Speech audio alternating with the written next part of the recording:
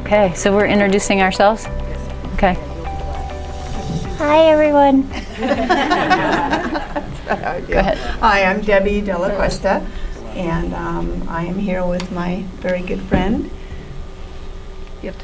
Veronica. Well, I already said who I was. Okay, Veronica Tracy-Smith. I do executive coaching, and I've been a psychologist for a lot of years, and doing a midlife shift in my life over the last 4 years or so. What we're doing today is very much influenced by our work as therapists. So you're going to see that, and hopefully this is a tool that might be useful for you personally and also professionally. And we'll talk about that as we go through here. This is in part what Veronica and I put together when we taught the 21 Skills of Spiritual Intelligence at Unity of Tustin after Cindy had been there with us. So this was a piece of what we put together around this.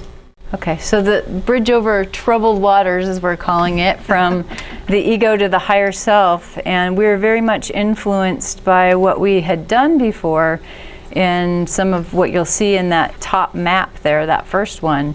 And going through Cindy's training about 3.5 years ago influenced where we are now. So we're focusing specifically on the bridge to the higher self and that what's in between there.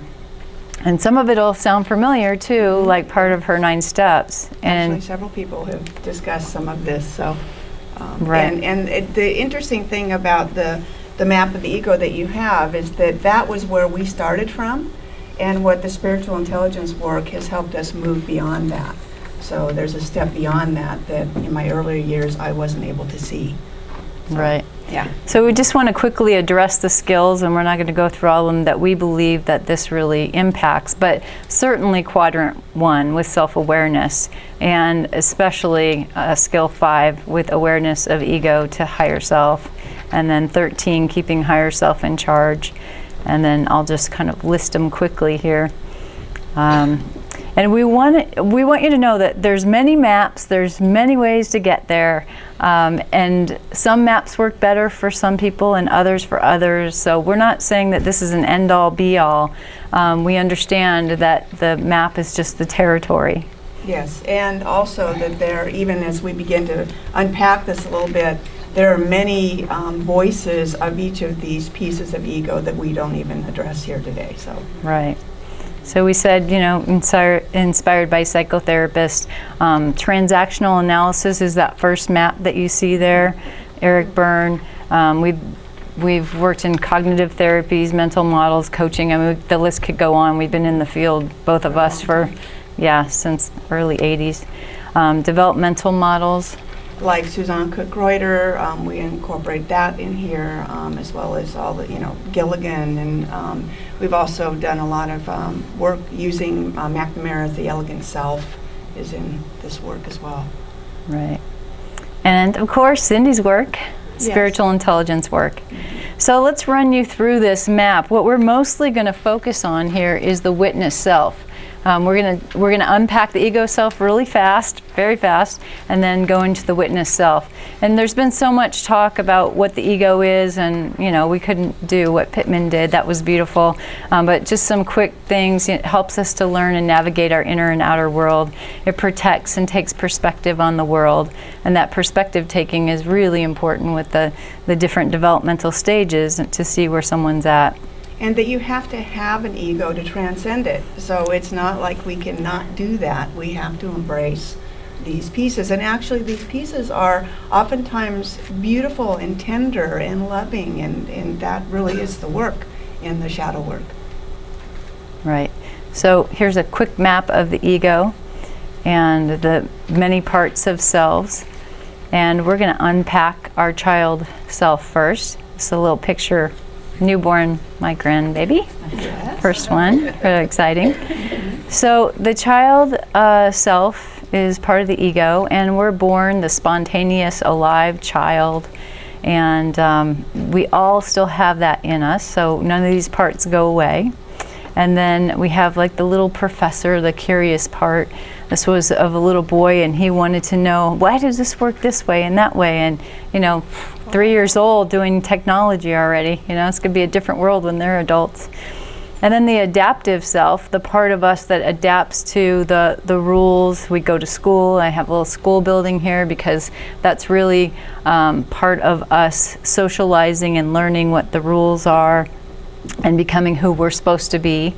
And that we can also have a reaction to that, and a healthy reaction, and that could be our rebel. So for Halloween, I thought I'd put this teenage girl with her Halloween costume on here. And one of the things I think that I've noticed, and we've actually discussed it quite a bit, is this is the blue meme, as you can see. This is where the rules and the morals.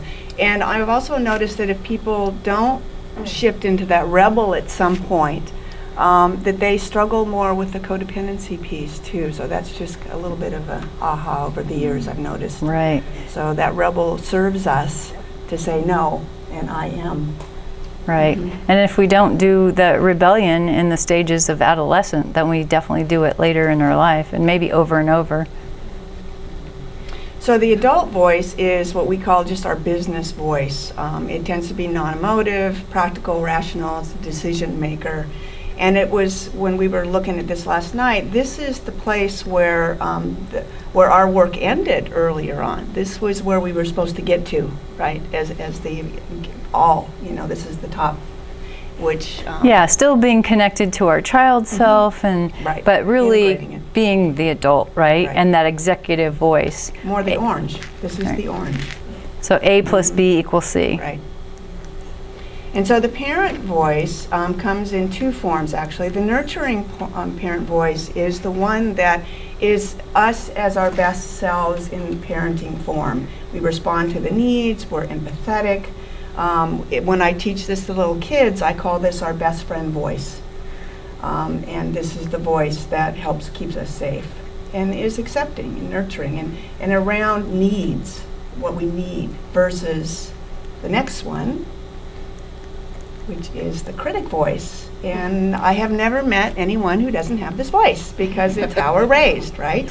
It's the rules and the morals and the values and the shoulds, and it becomes, it's necessary, because we need those. I remember that thing you showed, Cindy, when you covered up all the rest of the blue, and what you got is red, right? So we need this, and yet it can go toxic. So all of these can exist in healthy and unhealthy forms. Now, what we believe is we are not born with this ego state particularly, and about the age of 2, we internalize the critic. So now it becomes how we talk to ourselves, and it has our voice. So it's really important to learn how to differentiate that that's not really you, the whole of you. So when your critic's talking, think, you know what, I'm listening to a 2-year-old right now, That's a good way to kind of reframe it. And again, there's many more parts to ourselves, and we'll do like a wheel and have people list all the parts of themselves. So this isn't, all there is to us. We're not saying that. So I hope that you hear that. And that they're all holy. So one important thing is we're talking about, really some child abuse stuff and going back into that survival brain. Shame is I am bad. I am bad versus guilt. And guilt can be healthy. It's what I did to hurt someone. I need to say I'm sorry, or I want to check something out. That's what I was talking about this morning with our shadow side, like being able to go back and say, gosh, did I hurt you? Or I'm not sure if you misunderstood me. And this comes out of Brene Brown's work. If you haven't seen or read any of her stuff, she's amazing. And so this is the response we get in reaction to the critical parent voice. We either get shame or guilt or a sense of incompetence. That's usually how we end up feeling around this. And it was interesting to do this work, to put this together, because I realized in looking at this that there was a time in my earlier years that was reflective of my own development as a therapist where I didn't even believe guilt was okay. So we wanted to get rid of that too. When in fact, it's really a call to show up as our higher self if we haven't done that. So, and that's been one wonderful thing as therapists, and then taking the spiritual intelligence model and seeing where I think psychology got stuck and where it's growing past, especially with the developmental models, but seeing, how that integrates more, and seeing where as psychology and therapy has really not risen to looking at the other possibilities that are in there, and that higher level on the spiral work. So. yes. that's what we've been kind of confronted with. So here's the ego. And again, this is so important that we transcend, include all these parts. So, and it's good and healthy to get into your little 5 or 6 year old, that's there drawing your, your eyes or your hair or whatever it was that you were doing today, to allow that spontaneous child to be back in there and that creative. And how much we know, and, quoting Albert Ellis, I'm not going to make the quote again, but knowing that when we step out of our norm, we come up with all kinds of ideas. I mean, I come out of meditation, I'm like, another idea for this PowerPoint presentation. And there's a place for righteous anger. I mean, we have to own all these pieces, so it's really important. 2 minutes? Ooh, okay. So our critic talks to our child, and our child back to our critic, and that's our internal experience of it. And then the external is the same thing. This is a good example real quickly. As your husband comes home, my husband comes home late, why are you late? I can react that way, or I can come from more of my higher self and figure out, are you okay, and did something happen? And then this is the ultimate power struggle, what you're looking at now. This is when we get to power struggles. Our critic moves in, our child reacts, whether it's internal or in relationship. This is what you're looking at here. Okay, and you want to go hide. Yes. Get me out of here.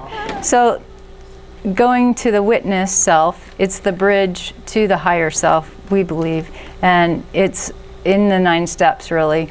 It's the conduit of conscious choice. It helps us regulate relationships and reactions, our own reaction, and to use that emotional intelligence and see the reactions of others, to be able to read a room. And this is the observes with discernment. I thought it was beautiful. Jim brought this in last night, that our call in the future is not about more knowledge, it's about discernment. And yes, this is it. The wisdom, the witness self helps us move into discernment. So remembering with self-compassion, progress, not perfection, at all times. And this is just a quick view of how we work and exercises we do in having one person be the parent, one person the child, and one person the witness. And it helps people be in that witness chair, because they're really developing their witness for themselves as well. So we need to go a little faster here. I think the key thing is that you can tell when your ego's been triggered by how you react and how you feel. So there's a constriction, contraction in your body, you're thinking really negative, obsessive thoughts, and your behavior is not from the higher self. And it's oftentimes stuff you have to go back and make amends for later. So to engage the witness, I've always used a little stoplight, and that was before learning the spiritual intelligence stuff, but it fits beautifully in here. And teaching teenagers and kids and adults alike this stop, look, and listen. So pause, breathe, observe, and what's my inner conversation? What part of my ego is talking? And I don't need to go into the stress response of the brain, but I did want to mention John Gottman again, and that was beautiful, Susie, that you brought that up, because he found in the labs with couples measuring urine and blood how long it took for the cortisol levels to calm down. And that was a half an hour, 20 minutes to a half an hour without any intervention. And until that happens, we don't have access to our wise brain. Right. So it's the stop, breathe deeply, look, observe your body, feelings, and your thoughts, and listen to who's talking. These are all the steps to the witness. Right. And these are the parts of the thinking, being, and doing. This comes from Suzanne Kutz-Greuter's work, the understanding that thinking is the witness is in service to the ego and the higher self. The doing is the observing with discernment, transcending and including the ego, and the being is a calm clarity. That's what we get out of this. And we have some great charts on this too, with actually what that is. Later on. So when you have that reactivity and this internal and external interpersonal dynamic is going on, remember, it only takes one of us to stop that dynamic. Only takes one. Just one half of the dyad. So to ask the question, I ask myself, well, I choose to be the one. And sometimes I might be so ticked off at my husband or whatever's going on in our family or whatever. And it's like, okay, I don't want to be the one yet. Okay, I got to be the one. I got to get there. We're going to go take a walk and then I'll be the one. Yeah, and then he'll say something like, you told me about the higher self. I'm really trying to cover my higher self, and that melts my heart. And it's like, okay, he was the one, and it melted my heart. Now we can do it. So that's a quick rundown on our map there. And our final one is, what a liberation to realize that the voice in my head is not who I am. Who am I then? The one who sees that. Thank you. Thank you. Okay, some questions, comments? Well, that kind of. So you guys share the Okay. hug and Okay. Gladly. Thanks. Great stuff. What was interesting here for me, Mhm. it is like the 9-step process, but the added piece that clicked for me was by calling it the witness self. That kind of makes some utilitarianness of meditation, because I think it's hard, or just even awareness of inner states. It's hard to kind of bring that to some people who aren't used to it. Why should I bother doing that? Well, to develop this witness, because that's your antenna for seeing this stuff. So for some reason that clicked for me in a way that I Great. hadn't thought about in the 9-step Great. That's process. great. Right, That's right. great. Wonderful. fabulous. Okay. So the witness self in meditation, I'm just repeating for the camera, Build that is up. how you build that. Yeah, it's building those muscles. So this is really wonderful, and there's a lot of material in here. I would really love to see a follow-up continuing and call. Thanks. It took, I mean, this is our life work here, and yeah. Well, we got 16. I so understand this problem. Did we get 16? You actually got a little extra. Okay. Because we were having technical difficulties. Okay. We got credit. Thank you very much. I look forward to more information about everything that you presented. One thing about the guilt part, I noticed that in the presentation it was associated with doing something bad to someone else. But oftentimes, guilt is associated with what we do Absolutely. that we judge ourselves for. Right, And there needs to be a lot of healing around self-guilt, when we Right. harm ourselves. And, right. Yeah. So we're actually our greatest inner critic, honestly. We're a lot more critical to ourselves. And I did want to share an example of that, but we didn't have the time to do it. Yeah. But even like for me, I have PTSD and from my past, and so sometimes in trying to surrender, because that's my key word in my meditation is surrendering and trying to make that my life path. And with that surrendering, feeling guilty that I'm not surrendering enough, especially when I have a PTSD reaction, like what's wrong with me that I didn't do that. So, working through that and the shaming that goes with that and the guilt. So yeah, great point. Right. Yeah, I just can't emphasize that distinction between shame and guilt enough. And Brene Brown made it at the Conscious Capitalism event, too. Oh, good. Can you believe we had 4 hours of Brene Brown on vulnerability as the kickoff to Conscious Capitalism? Amazing, Those- amazing. Nice. Yeah. That's great. Vulnerability as a part of conscious leadership. It was just beautiful. But she made this distinction very strongly about shame is I am bad, guilt is I did something that is a mistake. Yes. And I just need to rectify it. It's a different, Absolutely. totally different energy. It's a wake up. Okay, we got one over Right here. here. Thank you, Cindy. Thank you, beautiful women. That was fantastic. I love you guys. When we're talking about the parents, I was thinking about what Pittman said the other day about not just the critical mother, who I had, but the smother mother. Right. So there's this other aspect of parenting that it's associated initially with being caring and giving, but becomes an enabling Right. force. Right. So I was wondering how that might fit into your model, and thank you. Yes. again. Well, I think it does if we had more time to go into overcare, because Yeah. that's the next step. This mother-mother's interaction is the overcare, is the enabling and all that. Okay, so I'm thinking 3 continuing education calls coming here Yeah. at least, yes. Yes, yes. And let me Just have say, one on the smother mother. That's Yes, just yes, one more yeah, one. absolutely. I just went on to our slides if we had more time, but we didn't. Yeah, exactly. Yeah, overcare. we were And let me say that Debbie's definitely the expert on children, so if you ever have questions, that's her life work too. She's the expert, so and now that they're grown up, I'm doing some other things. yeah. So can we just put a plug in for our stuff? Or we? Okay. So part of what, I want you to talk about the RCN, the RaisingConsciousnessNow.com, is kind of an organization that Veronica and I dreamed of. The first thing, I think even maybe beginning of the spiritual intelligence work. And so it's a cohort of people like you, like us, that are committed to make a difference in the world. In whatever work, whatever form that is for you. We want your gift and talents and that's what this website's about. And we're opening up again for new members. Right now, I think there's what, 18 or so Something like on that. there. And some are not staying, but Cindy Cindy's is one one. of our members. Steve, and John, Steve, yeah, Ruthie. John, right, yes. And Kelly made our beautiful website, and yes, she's done yes. so much work for us. Yes.